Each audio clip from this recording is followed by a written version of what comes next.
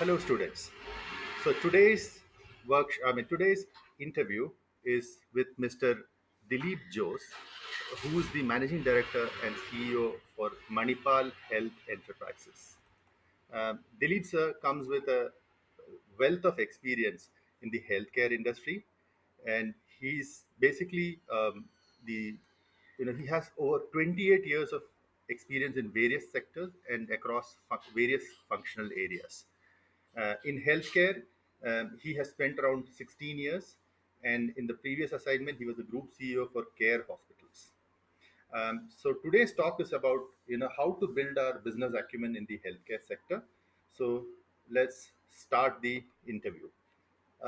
Dilip sir, very good morning. Morning, Jitesh. Sir, so the first question I have is that what kind of work ethics is most important for a student to succeed in a career in healthcare industry? Jitesh, work ethics is a fairly omnibus topic. Ethics, whether it is for your personal life or your professional life, and healthcare, outside of healthcare, where you work, it really does not matter because that's a fundamental quality that you're looking in a person.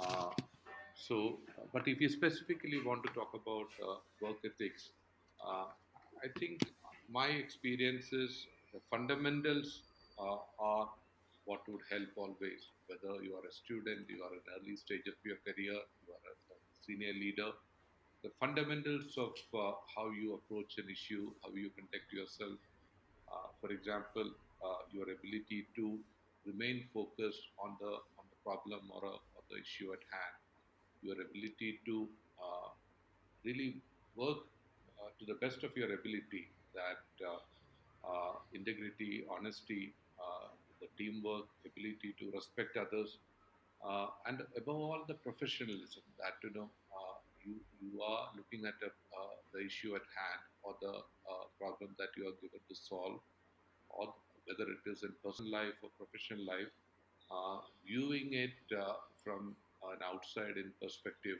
keeping biases away. I think that is fundamental. Then taking ownership that whatever is your bit that you're supposed to do, again in personal life or professional life, that ownership that you are responsible for the outcome, and that outcome would depend on the way you commit to that issue, the way you are trying to deal with that issue. I think that is paramount. So that's my view on work ethics. That it is ethics in general, not in my view, not related to Yeah. work, not related to work alone, not related to personal life alone, and it is not specific to healthcare sector. To come back to your question on what is that you require specific in terms of healthcare, I would only add maybe an additional feature that you should keep in your mind. Working in the healthcare sector is empathy. You Yes. come across a whole lot of vulnerable people while Yes, you're sir. working in the healthcare sector compared Yes, to sir. many other parts of the industry. Healthcare deals with vulnerable population, vulnerable people. So empathy is something which would help you. But I would imagine, even as an individual, one ought to have ought to be empathetic, and healthcare is something where you would be expected to demonstrate it a little bit more actively. But I think empathy is again a fundamental quality that you expect in most human beings. Okay, sir. Most of my students are millennials. As you know, millennials have a different, viewpoint to life Yeah, comparing to our generation. yeah. So my students basically, tell me, sir, there's no need to work hard, sir. We can work smart Hmm. and achieve the same goal. So what is your view on that, sir? Is working hard important, or is working I've not smart? so far come across anybody who's been able to succeed by fluke or by skating along without putting in hard work, uh, and millennial or otherwise. If I could, I could give an observation from close at hand. My niece, she's again a classical millennial in now in her 20th year age works with her, so, studying at the Indian Institute of Science, and I've Mm-hmm. seen her having this objective in mind right from the time she was in the eighth or ninth standard, and then Yes, sir. remain focused on that and work hard to get to where she is now. So that's an example that I'm personally familiar with. When you look Mm-hmm. around, when you see the sons and daughters of relatives of friends, because I don't have Yep. personally children. Yeah. So, Yeah. but when you observe, you would also see millennial or otherwise that everybody would need Yeah. to work hard. Yeah. The one difference maybe from my generation to the millennial generation now, maybe the technology and the support that is available now to uh, create that ability to work hard, create that Mm-hmm. additional support systems. I Mm-hmm. think when I was in my early years of college or even in my years in the management school, uh, Mm-hmm. the the information that is available to you, the technology that is there to support your endeavors were at a far lower scale or much earlier in terms of Mm. evolution compared to Yes. what it is today. Yes. So the millennials today should realize that they have a significant advantage over my generation or Mm. the generations prior to me. So, in terms of technology, in terms of support systems, in terms of an integrated world, in terms of ability to exchange ideas, in terms of ability to connect with people, I think those are all significant advantage which should take each one of them far ahead. But Yeah. none of that is possible without again going back to fundamentals. With work Fundamentals. ethics, Yes. hard work, I think that Yes. is a given. And Yes. you might find an occasional exception, Yeah. somebody maybe by fluke, by luck, maybe by Yeah. family circumstances doing better Yep. than the work he or she would have put in, that would have resulted in. But I think that's a very rare, exceptional kind of a case, and I don't think your students should be aspiring for that path for their career. Mm.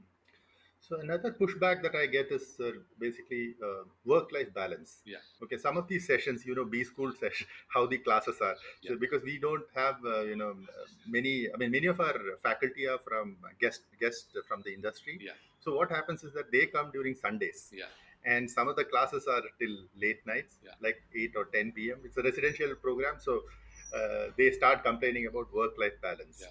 So I would like to know your view on work-life Yeah, balance. if you like your work, if you are passionate about what you are doing, then the question of work-life balance really does not become that stark a problem that you need to deal with. I think a lot of the time the work-life balance become a question mark or an issue uh, if you think that work is something that you should be doing as minimum as possible. Hmm. So, to my mind, uh, again in today's, we are all locked down and working from home.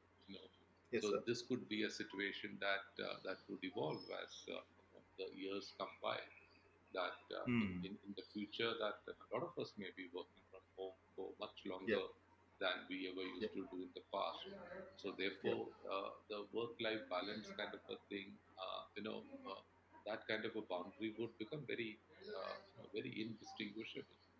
Uh, Yeah. then, if you are staying at home, then it is it is your commitment. Like I said, it is a work ethic that would make you put in that required effort to see that the work output that is expected of you, the outcome that's expected of you, is met with.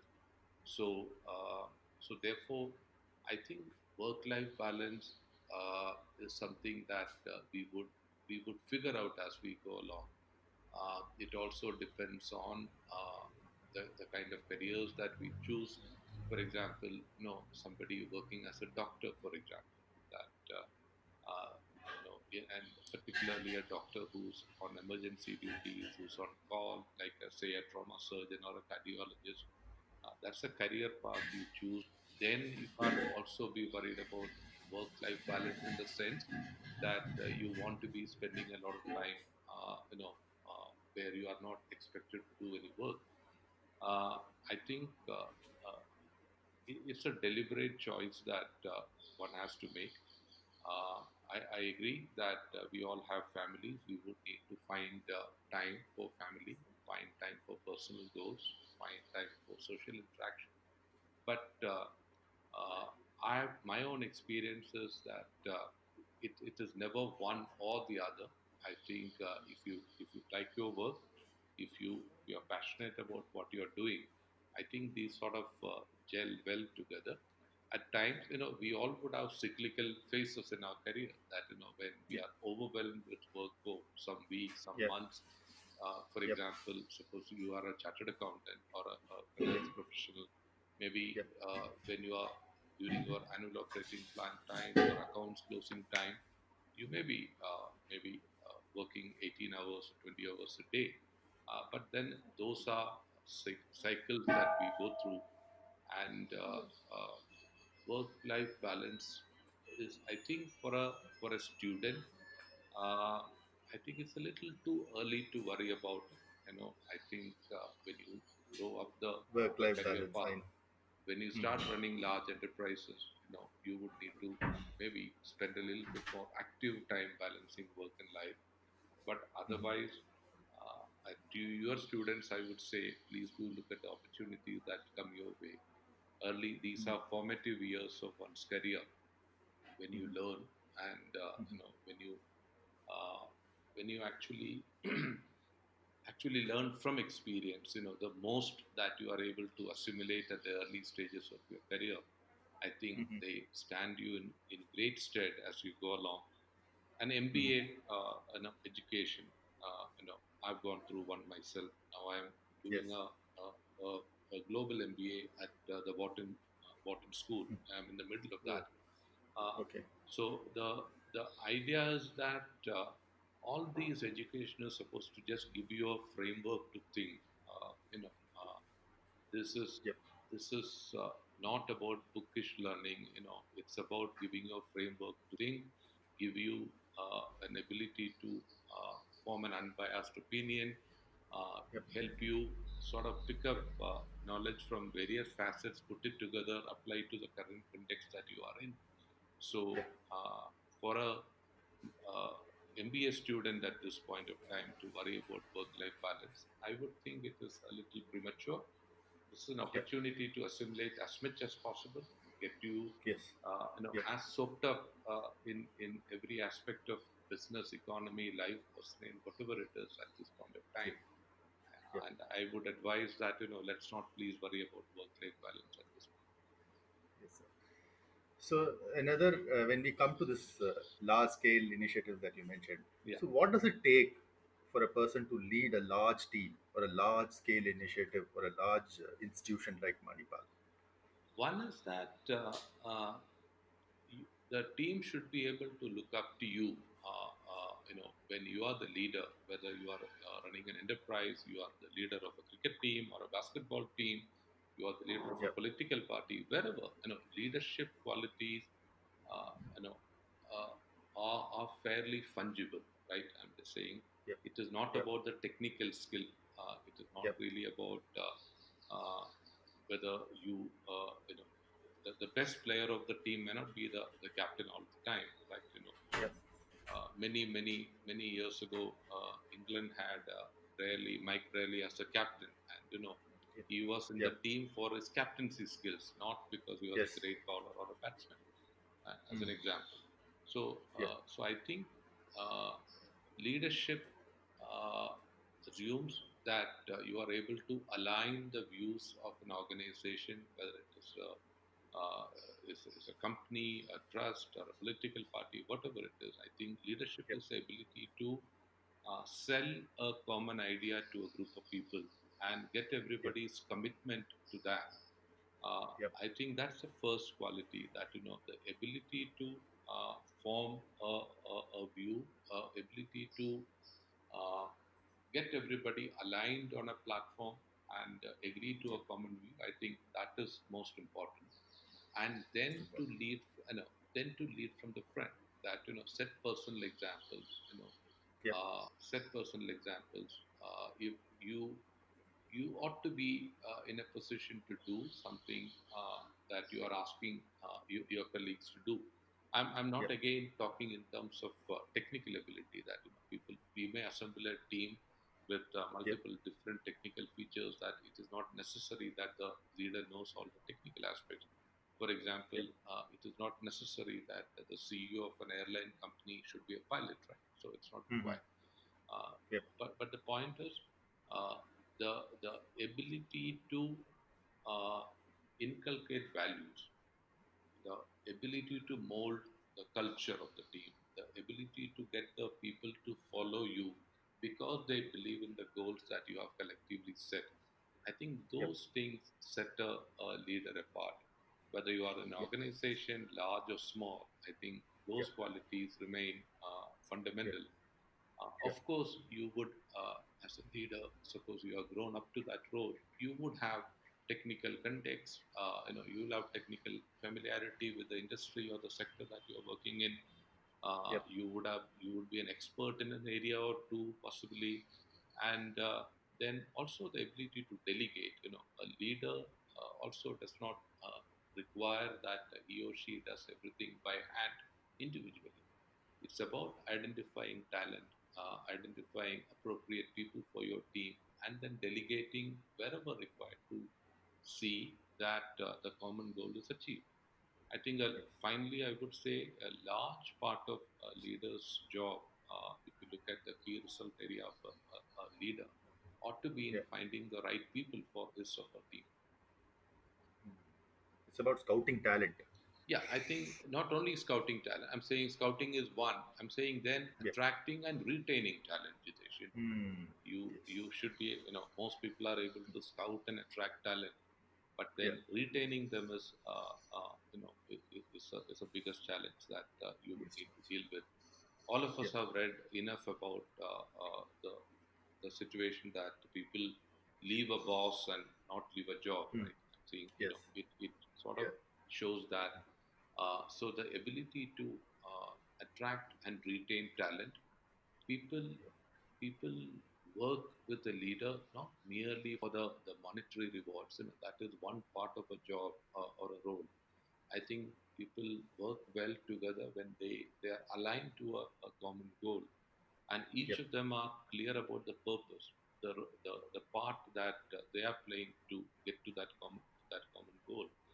And I think the leader's ability to communicate, to show this big picture and how each person in the team is fitting as a jigsaw that forms that picture.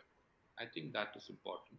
So communicating, and like I said in the beginning, painting that common goal and what it means for everybody. I think that's a huge skill that a leader should have. So a leader should be a kind of a visionary who's able to see the future. So, sir, how do you identify the current and future business requirement for Manipal Group? Do you have some kind of a framework that you use, or Yeah, what are your one best is practices? that the original concept of the SWOT analysis kind of a thing that people used to look at. Those things are evolving. Maybe some of the concepts are past Yep. its is prime at this Yep. point. I Yes. think all of us are today, where you are in healthcare or in any other industry, in a very dynamic environment, right? I'm saying, so one, of course, is to continue to look at the current business that you are in, and lead it well, run it well. And the second equally important aspect is to see also the ability to identify how the current business might be changing. If you're looking at healthcare, for example, the current business is what, run hospitals, Yep. run specialities, attract doctors, look at the cost, look at the prices, look at the margins, and look at the Yep. market share. That was the current business, and obviously, as a leader, you should be. continuing to run that well. But Yep. what might be the change that could be occurring in that business? Maybe the digital hospitals, digital healthcare is that is evolving fast. I think Yes. and Yep. maybe healthcare at home, which is given the demographic change in India or world around, healthcare Yep. at home, so that could be another aspect. And how, while managing the existing brick and mortar business of healthcare, how do you Yep. also think about the future of healthcare? And how do you think the technology would impact healthcare? How do you think would AI would impact healthcare? And therefore, how could healthcare be looking 5 years or 10 years from now?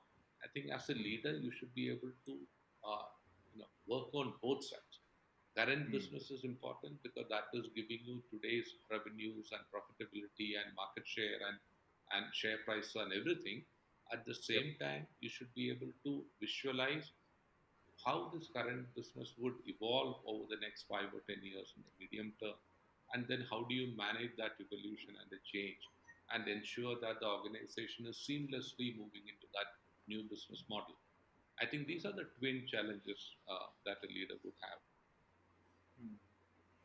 So, sir, so when you look at business requirements, Yeah. how do you see the COVID-19 impacting your future of Manipal's business model? So one, of course, is a short-term impact that you would see, Yep. given that COVID-19 has, really brought out the need for social distancing, for example, and so then how do you factor in social distancing in a hospital environment? That is something you would have to think about.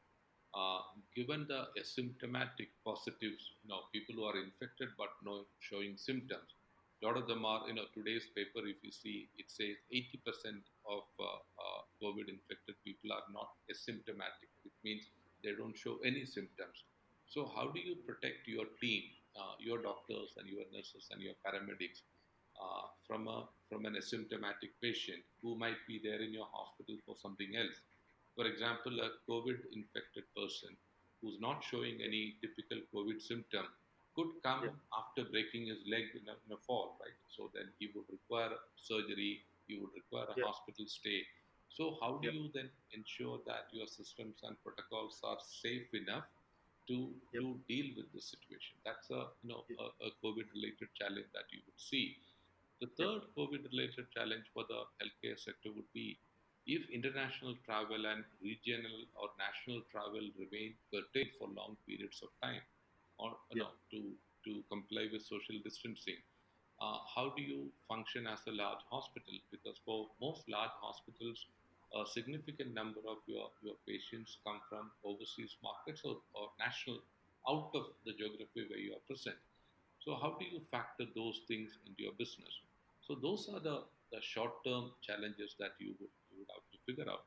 The long-term or the medium-term challenges would be that this would not be the last pandemic that we would see. We had Yep. SARS in 2002, we had MERS Yep. in Yep. 2012, but probably the impact globally and India was a little less, and also Yep. because the social media and the powers of communication were not so evolved in 2002. But COVID Yep. 19 is not going to be the last pandemic on earth, right? So, how do you anticipate and prepare for the next pandemic and then see that you are not caught off guard? Your business is not impacted as badly as it is today. I think that's a medium term challenge that we'll have to figure. Yep. Good. So, thank you so much, sir. So, what, according to you, is business acumen? I think acumen is something.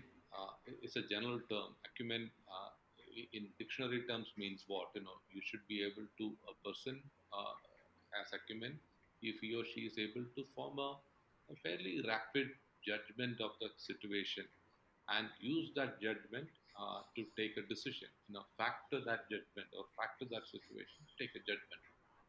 I think whether, like I mentioned earlier, in the context of ethics, I think Acumen is something you develop, whether it is in business, in personal relationship.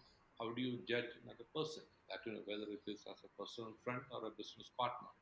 I think acumen is something you will develop over a period of time. With experience, with learning from what you see around. So I think you would you would not be able to uh, measure the business acumen of a person like you could measure an IQ of a person fairly accurately. I Yep. think you would only be able to see the results. You have seen enough when you look around the industry in India or abroad, the economy in India or abroad. You would find many decisions which have been, which, which have carried through well, resulted in the original expectation of the outcome or exceeded that outcome. You also find a fairly equal number, or maybe more than the success would be the failure. The failure Yep. could part of the a significant part of the failure could be attributed to a lack of acumen, whether it is financial acumen, business acumen, and or the so what I would say is that it is something a little intangible. You would find the outcome of it. Like it's like light, right? You don't see light itself. You see light illuminating something. So I Yep. think that is how you would see. It's something Yep. you will develop the judgment ability to judge, form a judgment. It is not of a Yep. person at times. It Yep. is about judging an impact of an incident which happened today, judging an impact of what happened uh, in another country, another context, how it could impact you, your business. Yep. So those are things we would develop over time, develop with Yep. experience, develop Yep. from your colleagues, your mentors. So that's Yep. what I would say about business. Okay. So what are the leading indicators of, let's say you are hiring someone under you. So if you are looking for business acumen as a criteria in Uh, the person that you're going to hire, so So what again, indicators would you Hitesh, look like I for? said, it is not something you can measure. Yeah. You administer tests to people to measure intelligence or social abilities and all that, right? Mhm. So I don't think it is something you could certainly measure. Not certainly not in that 2 or 3 hours of conversation you may have in an interview kind of a situation. Yeah. I think Yep. you would tend to look at the person's past record, Yep.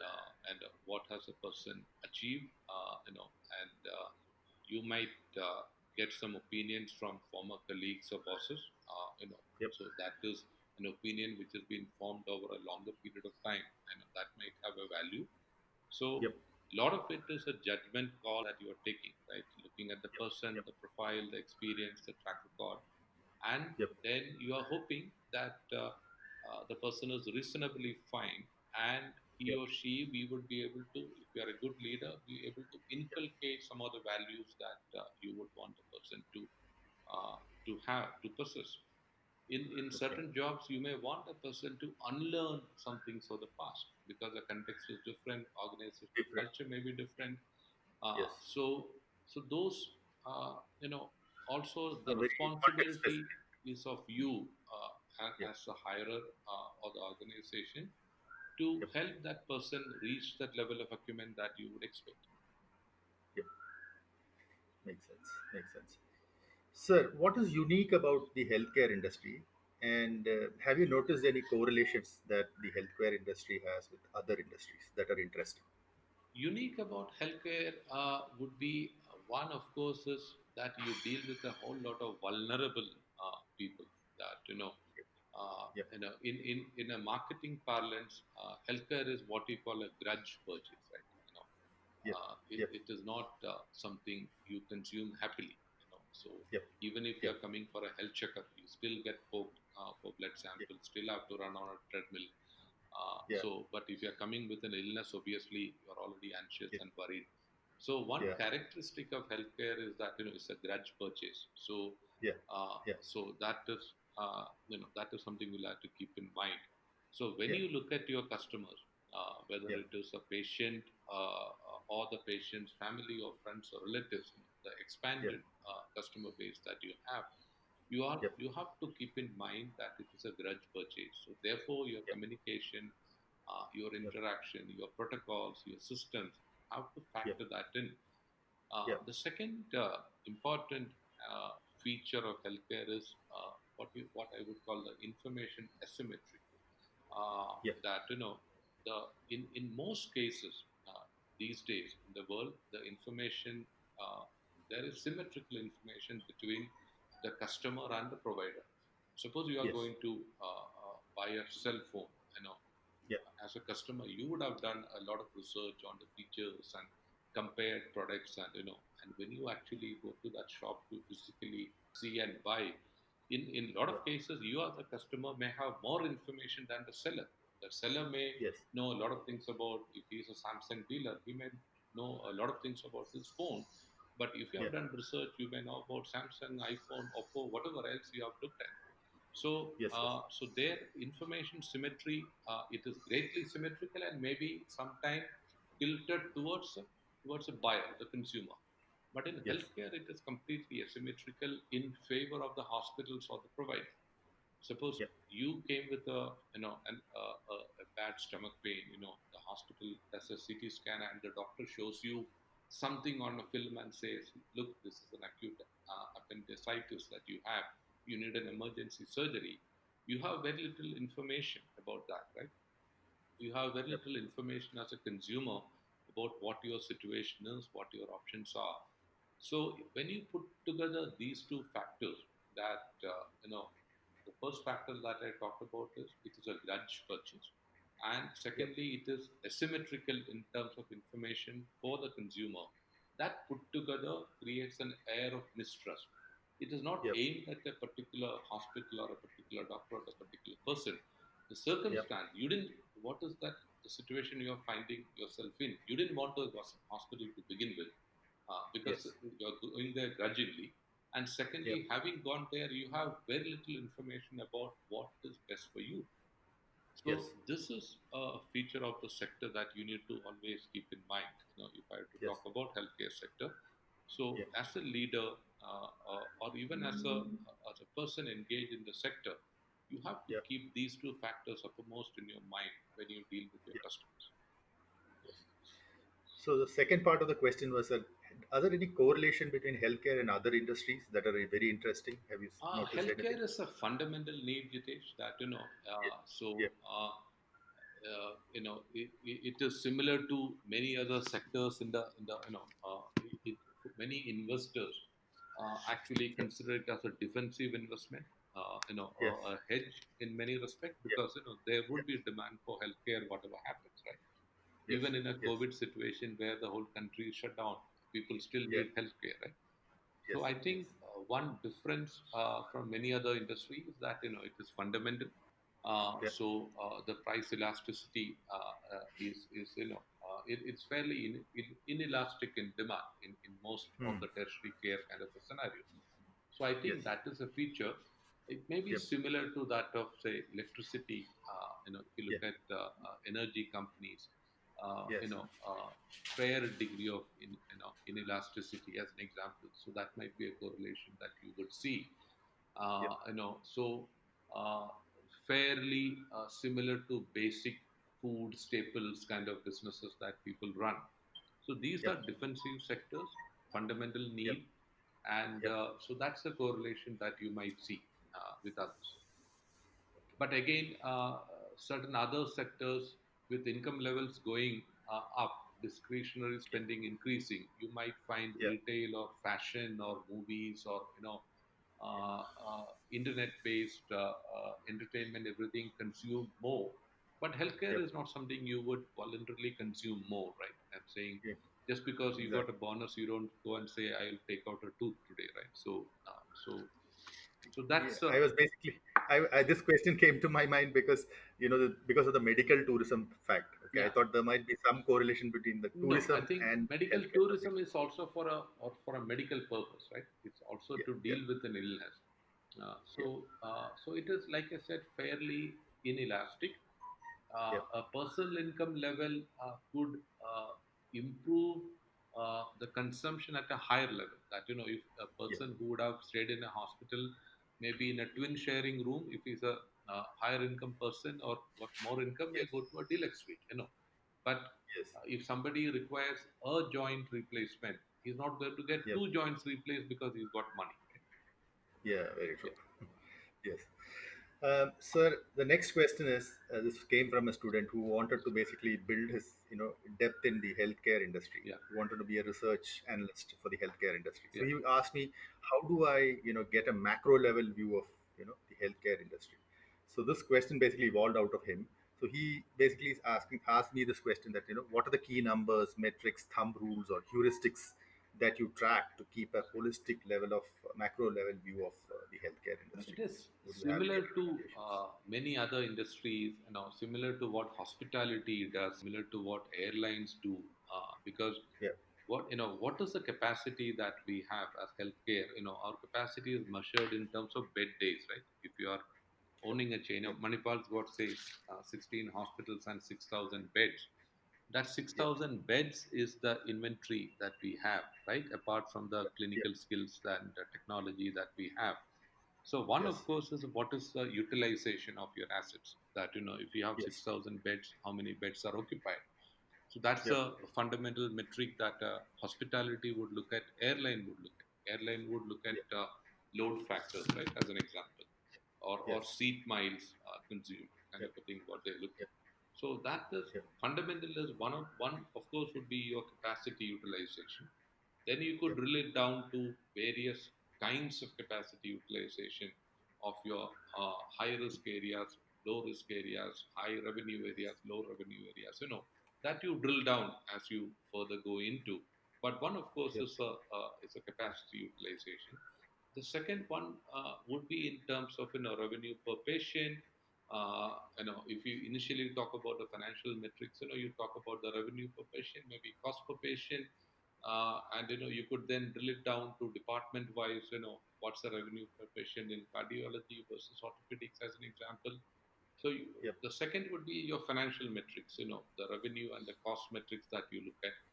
Third, of course, maybe the number one for a hospital would be the quality metrics. That's what's your mortality rate, your morbidity rate. yeah, There are about 30, 35 quality indicators that we track. Each of the hospitals track and we review every month. So which is to do with length of stays and infection rates and re-exploration rates and what we call the CQIs, the clinical quality indicators. So that would be yes, the third one. One is the physical ones like capacity utilization of various kinds, then the financial yeah, metrics, the quality metrics. The final one would be the consumer feedback. What does your customer think of you? The customer yes, experience feedback, the NPS that you get, the NPS, the Net Promoter Score that you find. That also you could then drill it down to hospitals, departments, even drill it down to an individual doctor, individual ward.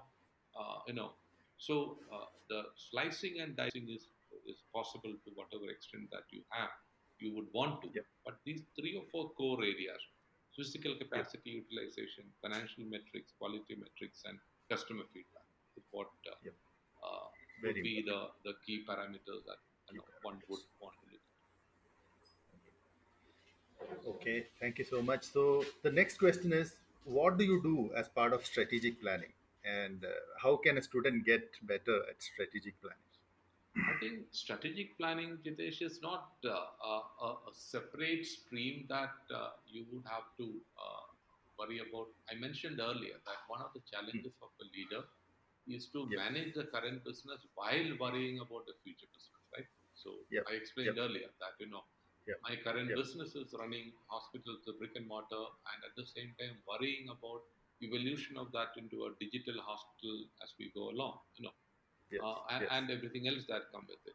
So yep, strategic planning has to be rooted into your current reality. It hmm, has to be anchored to what else is happening into your affiliated industry, what else is happening to the rest of the world, rest of the economy. I think that's something you ought to be completely tuned to. Earlier, we tried to bring that in when we talked about acumen, right? yep, yep, So So what I'm saying is, many of the your students should appreciate that, while in a business school, one professor maybe is teaching strategy, somebody else may be talking about operations management, but Yes. or and the third person may be talking about finance and costing. But in Yeah. real life, all these are intertwined. That, Yes. you don't Yeah. really draw a very hard line between where the day-to-day operations end and where strategy begins. Like you Yes. said, there is a continuum, but as Yep. you go up the ladder, you would Yep. spend, suppose you have joined a company as a manager in operations, and then rose up the Yes. ranks to become the CEO. You would, Yep. in as an operations manager, you would have maybe spent 80% of your time in operations and 20% in strategy, and that may Yep. get reversed when you are the CEO, because you Yep. have your team members. We talked about it earlier, driving Yep. operations, and you worrying more about strategy and global issues or economy than others. Yep. So it's a Yep. continuum. It's about a proportion.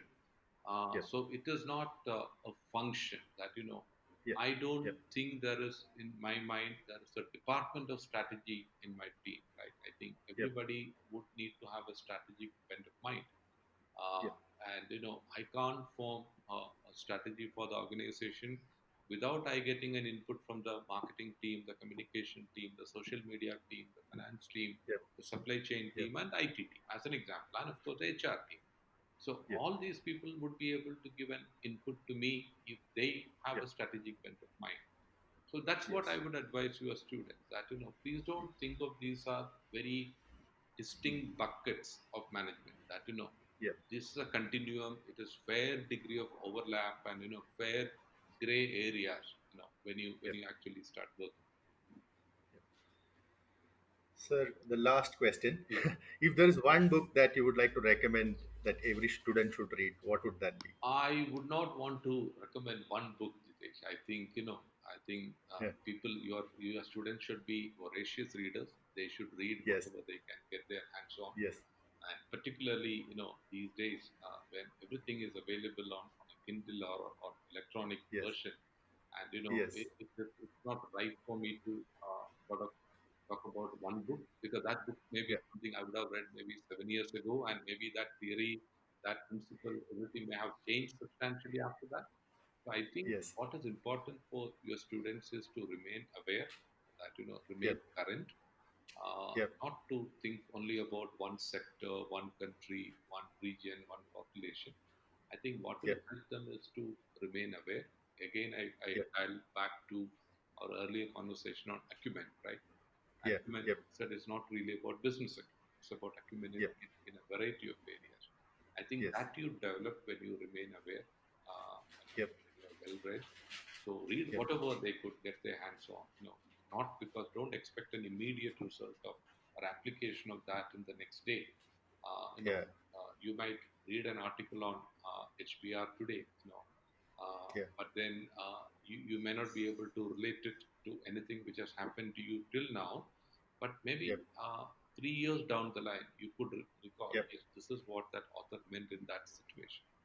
The same Yes. goes for listening to a professor teaching in class. You know, uh, Yes.